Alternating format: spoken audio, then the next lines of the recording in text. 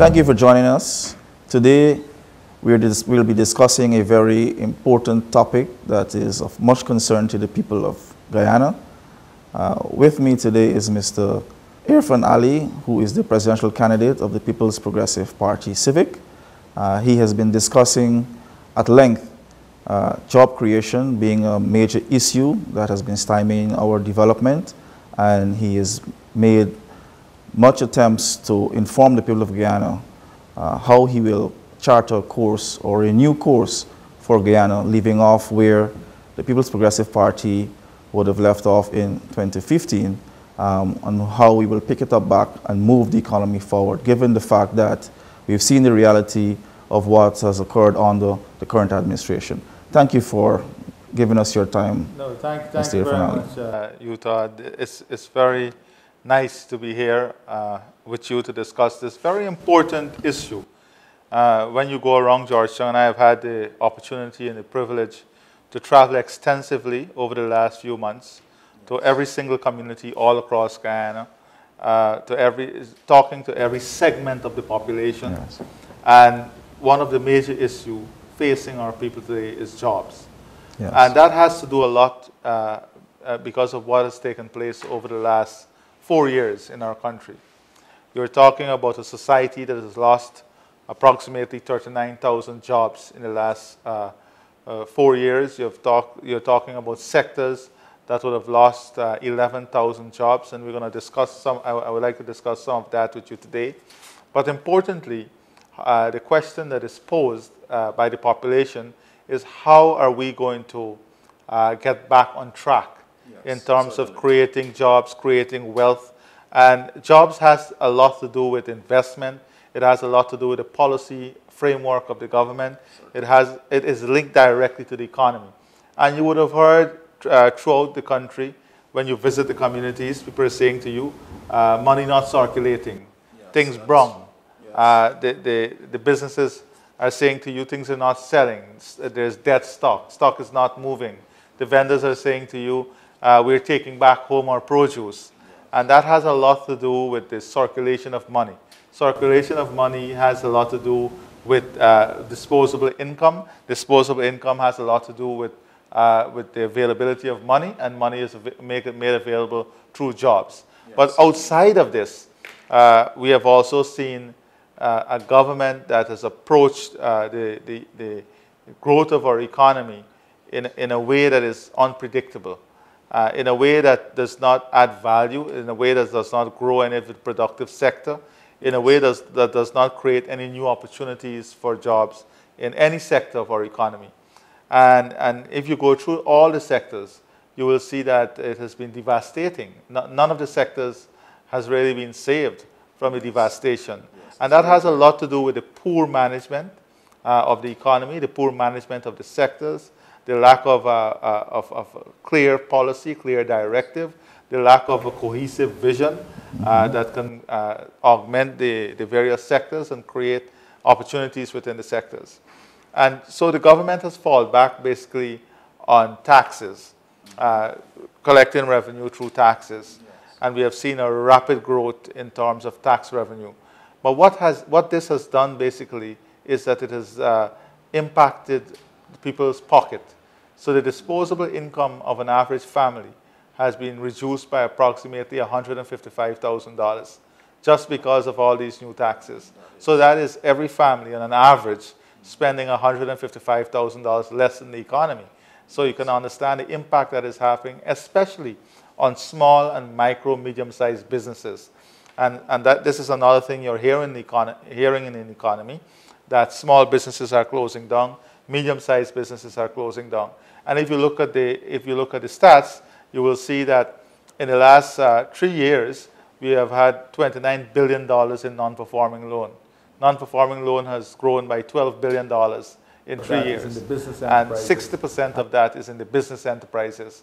And most of it is within the small businesses and medium-sized businesses that does not have the wherewithal or the capital formation to withstand these shocks. So you're seeing this. You're seeing that the disposable income of our people is being sucked up. And then on the other hand, we have seen that what is happening with consumer spending and consumption. We have seen that consumption has fallen by approximately $63 billion in the last 3 years. So consumers are spending $63 billion less in the economy over the last 3 years. That is alarming. Exactly. The impact of this on businesses, on vendors in the market, on various marketplaces. And that is why, again, you hear the talk, money not circulating. Yes. And people are having difficulties repaying their loans and the reprioritizing of expenditure.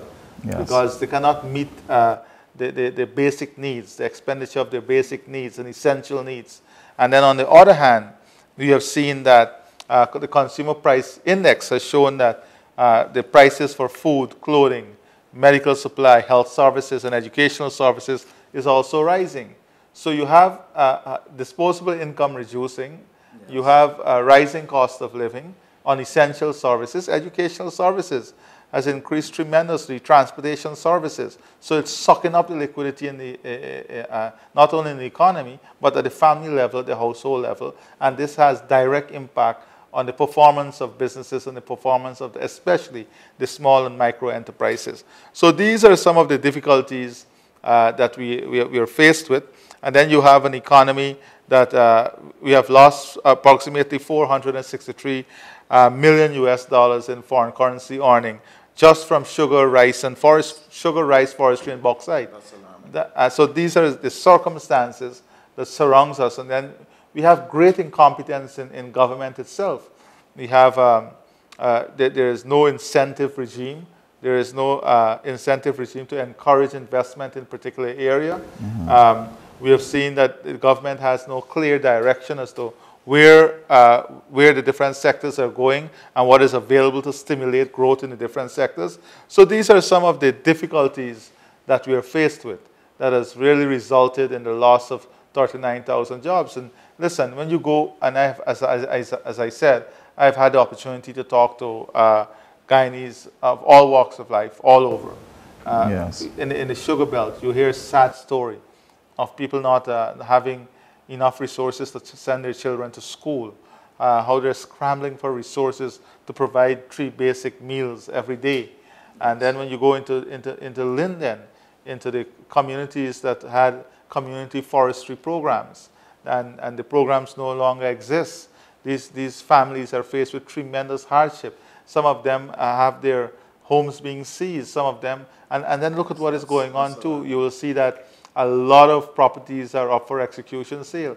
That is because people simply cannot afford to keep the asset that they use as collateral to build small businesses. And a lot of this is happening in the mining sector. Persons, small and medium-sized investors who went into the mining and forestry sectors and so on. So that is some of the things that is really affecting us. And we see the regressive and oppressive taxation system that is now attached to mining, to manufacturing. And these things are inhibitive for the growth and expansion of our economy and the creation of jobs and then the creation of wealth. So that is where we are today in terms of jobs.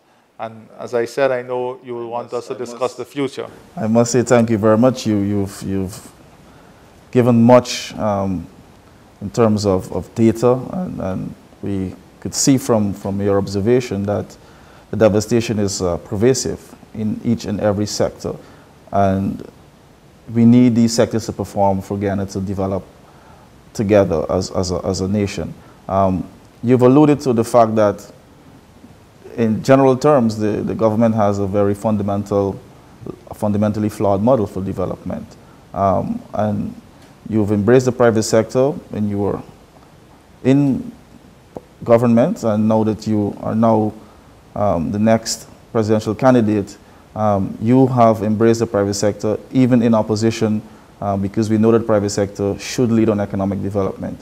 And citizens must understand that the government has tried to strangle the private sector by creating their own model for development, which they've used the state apparatus, as you have alluded to, tax regime, etc., victimization, and so on and so forth, to try to coerce and to intimidate our citizens who should be given free rein to operate within the market space without any interference. And I know, Honorable Mr. Ali, you should be able to inform Guyana how we will take the country forward, given the fact that we know where we are and where the gaps are. And I know that the people of Guyana and those who are actually interested in Guyana from further afield, because as we all know, Guyana is open for investment on the People's Progressive Party Civic. So tell the people some of your ideas that you have without selling out too much to the incumbent, because we don't want them to steal out some of your trade secrets. Well, first of all, we have always said as the PPP, we have always give ideas, we have always shared ideas. We left the low carbon development strategy, we left different developmental strategy, and the government just made a mess of everything. We left a very progressive and aggressive housing development plan that created thousands of jobs and opportunities all across the country. And all of it has been basically messed up by this government. And that is what you're hearing from the ordinary man when you go to these outreaches.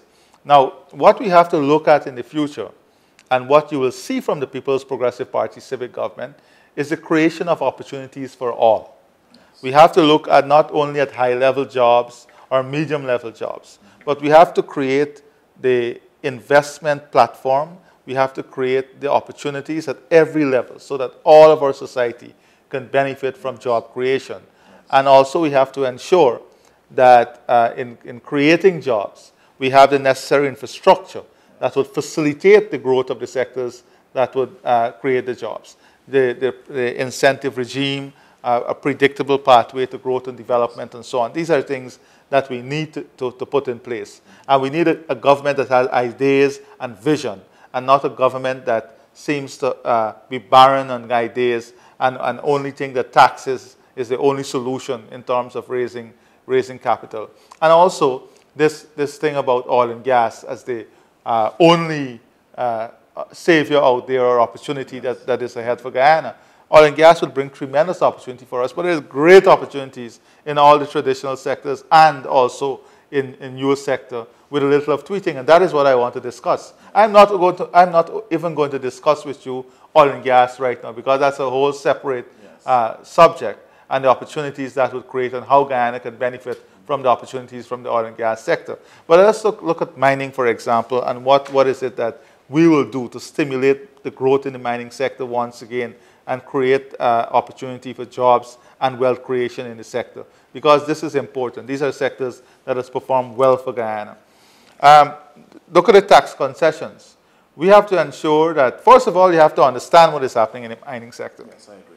In 2014, 2015, we had approximately 3,000 dredges in the mining sector. Each dredge would employ about 5 persons directly. I'm not talking about the indirectly. The suppliers to the mining sector who supply food, chicken, vegetables, and so on. I'm talking about directly. So that you're talking about 15,000 jobs in 2014. Today, only 60% of those dredges approximately are in operation. So 40% are out of operation. You're talking about a direct loss of jobs of almost 6,000 in the mining sector. That's direct. Then you have the indirect, because if 40% of the dredges are not operating, then the suppliers for those dredges, the transportation services, the fuel, the food, and a lot of this was supplied from close communities and so on. And these are the things that is causing the hardship in our society and communities. Yeah. Right? So that is where the mining sector is today. And a lot of that was as a result of the draconian measures that the government brought down on the mining sector that caused persons to hold back on investment. There was no reinvestment, no new capital formation in the sector, and the small and medium-sized miners were disseminated in the mining sector. So we have to look at tax concessions that would benefit the small and medium-scale miners, that will help them in mining equipment, in retooling themselves in the industry. We have to revert to the 2% royalty rate, the 2% royalty rate. We have to review the onerous documentation that is required for small miners. Small miners, the level of documentation, amount of documentation that small miners has to get before they actually go into operation create tremendous hardship for their own growth and development. Then we have to look at efficient land management and allocation system in terms of blocks and so on. We have to also address the issue of high fuel costs. The costs for fuel in some of the areas that our miners are mining now is totally non-competitive. And in the past, there was a particular method that was used to assist miners in this regard. We have seen that the government shy away from this. And then look at what the state of hinterland roads that is driving up operation costs. There has been very limited investment in hinterland roads. We have to ensure that we earmark a fixed amount of investment for hinterland roads that will make transportation easier, that will reduce the cost of production for the miners, and that will create new opportunities in new areas. And then we have to look at areas in where the bigger miners and the medium-scale miners can help us in terms of the management in some of these roads and investment in some of these roads, and so on. So these are some of the things that we have to do that would re-stimulate in not only interest, but capital injection into the mining sector that will help the miners to retool, to reorganize, and to capitalize themselves to go back there, just creating the jobs and the opportunity back in the mining sector and gaining back that more than 6,000 jobs that we have lost in the first place. And then look at the expansion that will create new opportunities and new jobs. And then, of course, the indirect benefits of all the supply chain that I mentioned earlier. Then look at the forestry sector. Forestry sector is the same story. In 2014, you had approximately 25,000 persons employed in the forestry sector. Now you have maybe less than 19,000 employed in the forestry sector. So in the forestry sector, you've also lost about more than 6,000 jobs. You have lost in the forestry sector. And again, it has a lot to do with bad policy, bad management, incompetence in terms of managing this sector, and having persons and investors benefit from the sector. So we have to look at this, recreating the opportunities that will stimulate back the sector in the first place to regain that more than 6,000 jobs, to bring us back on track. And you're talking about mining and forestry alone accounting for more than 13,000 jobs. So when I talked about 50,000 jobs, I was being very conservative. That was a very conservative number. Exactly. So we have to look at issue in the forestry sector. We have to look at how we can rebuilding community forestry organization. You know, the communities played an important role. They were given their own concessions, and we have seen that they have, under this government, they have lost concessions. They're not given any new areas, new concession. So we have to look at ways in which we can work with the communities to rebuild the community forestry organizations. We have to look at value added. How is it that we can stimulate value added? What incentives we can give? And a major part of this is the cost of energy in terms of moving to value added. And we're going to address energy because we have to go back to sustainable, cheap energy, the Amalus Falls project. But we don't have time on this program to go into those transformative projects. But I'm saying that we'll have to look at value added. We have to look at the construction link, linking our forestry produce, what we produce from the forestry sector in terms of value added to the housing sector, and to create an incentive regime, maybe a rebate system that would stimulate demand, local demand, and grow the local market as one aspect of creating a new demand of our forestry product. And we have to look, a lot of the investors in the forestry sector are in a position now where their equipment is either in a dilapidated condition or non-existent. So we have to look at ways in which we can retool persons who are functioning in the forestry sector, give them incentives in retooling, bringing machinery and equipment. Then we have to look at what the international market is what is needed in the international market, and look at clean dry wood and so on. How is it that we can create the industry that will have incentives that would push persons to invest more in these type of facilities, that will enhance the value of our product and also create new opportunities and new wealth. We have to look at ways in which we can also expand markets. bilateral arrangement, bilateral agreements. There are many of our sister countries within different trade arrangement that has a high wood product and forestry utilization rate.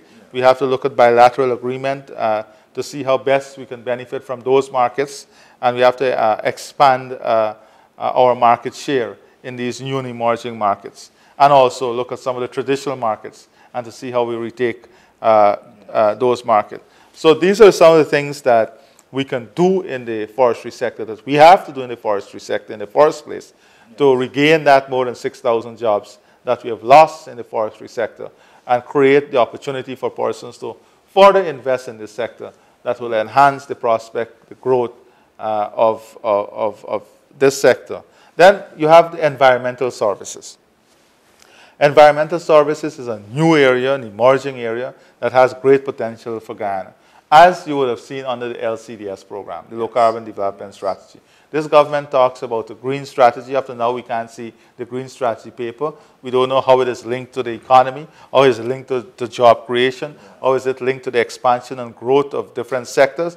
In the Low Carbon Development Strategy, you will see a clear, defined link as to how every sector would benefit, as to what are the incentives that would come. And there is one section in that strategy that speaks directly to the job creation and what are the specific programs and how many jobs these programs will target. So it was a well thought out strategy, and this is how we do things. This is how we do things in the People's Progressive Party Civic. So when you see our manifesto, you will see a manifesto that has very well thought out strategy, costed strategies that are implementable. Not false promises like this government made in their manifesto, none of which are implementable, none of which was thought out, it was just false promises. No, we're not going to go down that road, and that is why I'm explaining to you how we're going to achieve this, what are some of the things that are needed, and how we're going to go about ensuring that we get it done so that we can create jobs. So if you look at environmental services, the sale of carbon credits, you have then under the LCDS, we have specific initiatives that would have been financed from revenues coming into the country from environmental services, community development, community projects, whether they're economic projects. You will see in a lot of the hinterland communities, they have community shops that came out of the presidential grants. Then we have the livelihood development program that is linked to microcredit enterprise development. Under the PPP, you know, we had various initiatives in terms of microcredit. We had specifically for farmers, the small and microcredit enterprise. We had a poor rural community support project. We had the Women of Worth initiative. We have the housing fund, the revolving fund. We had a hinterland housing program pilot. And in that program, part of it was to utilize local technology. Part of it was to utilize local produce, local talent in implementing that project. Also, we have the Amerindian land titling program that will create its own opportunity, and even for surveyors and so on. Then you have the Amerindian Development Fund. All of this was under the Low Carbon Development Strategy, under the umbrella of environmental services and the Biodiversity Resource Center. If you look at that strategy, you're talking about the creation of more than 1,000 jobs in terms of environmental services. And if we stake ourselves as a global model in terms of environmental protection, environmental services, then we can also reach into new markets. We can reach into new type of initiatives that would bring revenue into our country, that would create opportunity for our people and our country. Then, of course, you have the ICT, information communication technology. Not only call centers. We're not only talking about call centers here. We're talking about educational services, health services, e-commerce. And the educational services and health services is an export commodity because you're earning foreign currency. Now, I remember when we turned the sod for the Textile University, I said in my speech there that a lot of persons who live in that area would pay their monthly mortgage as a result of the investment. And many people doubted what I was saying. And if you go into Eccles area now, if you go into that East Bank area, we'll see how many persons are renting out apartments in the downstairs. And so these services, they We're talking about educational and health services. Once we have a proper ICT platform, can create tremendous opportunity for us. We have e-security, e-governance, and one of the things that we have to work on, though, is the cost of data. The cost of bandwidth is a major impediment to the growth of this sector, and we're going to address that. We're going to address this so that the cost of bandwidth would reduce, the cost of data would reduce, it will become more efficient, and that would lead to a revolution in terms of the ICT, information communication technology sector as a whole. A very important aspect of that sector that can create high-end jobs also is the financial services. Yes. There are many countries around the world, once they have the bandwidth, the speed and the efficiency, where they have their local accountants and so on providing financial services. They're those who have ACCA, CPA, CGA, so that their skills is utilized, and again, it's export earning. Then we have to look at our technical services, technical education. How is it that will improve TechVoc, Building Technical Institute, but not only Building Technical Institute, linking the output of the technical institutes with the requirement of the economy, with what the economy would want in another 3 to 5 to 10 years. And that is the type of investment the government will have to make, we will make, to ensure that we create the skills locally to fill those opportunities. Then you have the manufacturing, tourism, and business development sectors. We'll look at the zero rating of all exports, industrial parks, special incentives to invest in particular areas, strategic areas of our country. We have to look at a special fund to stimulate innovation and new businesses. And I know you're signaling me about time. I'll just try to wrap up as quickly as possible. So you'll have a special fund to stimulate innovation and new businesses. We'll have to increase grants through small and medium-sized enterprises. And a lot of this has to come through entrepreneurial training, creating new entrepreneurs, linking them through innovation to seed capital, and helping them to enter into the business environment, thus creating jobs, creating wealth, and having more persons becoming entrepreneur. And I know this is something that you would love. Then we have rural enterprise development. We have to look at our rural area, and a lot of this has to do with agriculture. The input cost of agriculture is very high. We have to look at ways in which we can help our farmers to reduce their input costs. We have to look at ways in which we can make agriculture more attractive, so that we can have young people as new entrants into the agricultural sector, processing, opening up of new lands, mega farms, new high-value products. And all of this we have already talked about since 2014. You will see it refined in our manifesto, and will create thousands of jobs. I have not touched the housing sector. I have not touched the construction sector. I have not touched oil and gas. I have not touched the transformative projects. And from this alone, you can see the framework that we'll create to ensure that we're in a position to create more than the 50,000 jobs, but at least 50,000 jobs in the next 5 years. That would bring, and of course I'll speak to you on oil and gas sometime in the future. Yes. But this is to show you that we have a plan, we have a strategy, we have a vision that is well costed, that is well defined, to take Guyana forward and create jobs for our people. Thank you very much for spending the time with us. I hope you've been informed by Mr. Irfaan Ali's submission. I would imagine that by now you should be convinced that his vision for Guyana is smart, and he is credible, and he is the man to lead this nation for the next 5 to 10 years. He spoke at length on a few sectors that are important, and I believe that you can see his vision. And once you can see his vision, then he is the person to be able to lead Guyana forward. Everything that he has mentioned comes from data that he is well researched, because he's a man of research. So when he comes to the people of Guyana, he comes with his facts, and he can back it up, and he can prove to the nation why he is the person to lead Guyana in the next upcoming elections. Thank you very much. Thank you very much. Thank you very much, Mr. Ali, and bye everyone. Thank you.